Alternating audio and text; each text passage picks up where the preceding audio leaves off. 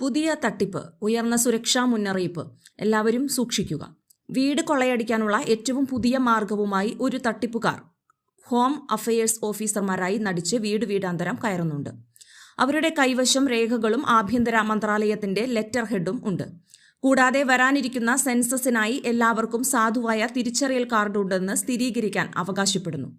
അവർ വീടുകൾ കൊള്ളയടിക്കുന്നു. സർക്കാരിന്റെ ഭാഗത്തു നിന്നും അത്തരത്തിലുള്ള ഒരു നടപടിയും ഉണ്ടായിട്ടില്ലെന്നത് അറിയുക.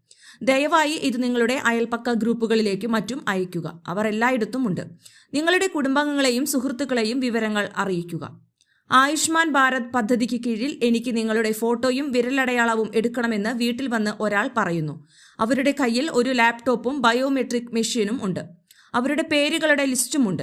അവർ ഒരു ലിസ്റ്റ് കാണിച്ച് ഈ വിവരങ്ങളെല്ലാം ചോദിക്കുകയാണ്. ഇതെല്ലാം വ്യാജമാണ്. ദയവായി അവർക്ക് ഒരു വിവരവും ആരും നൽകരുത്. സർക്കാരിന്റെ ഭാഗത്തു നിന്നും അത്തരം ഒരു നടപടികളും നടക്കുന്നില്ല. എല്ലാ വീടുകൾ കൊള്ളയടിക്കാനുള്ള പുതിയ കവർച്ച സംഘത്തിന്റെ പുതിയ തട്ടിപ്പുകളാണ്, പ്രത്യേകിച്ച് സ്ത്രീകളോട്.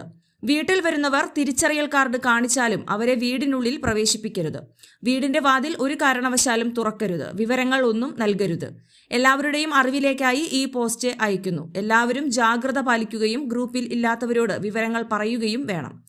എല്ലാവരും ജാഗ്രത. സ്കൂൾ പരിസരത്ത് മയക്കുമരുന്ന് വിൽപ്പന സംശയം തോന്നിയാൽ എക്സൈസ് ഡിപ്പാർട്ട്മെന്റിനെ പരാതി അറിയിക്കാൻ മടിക്കരുത്.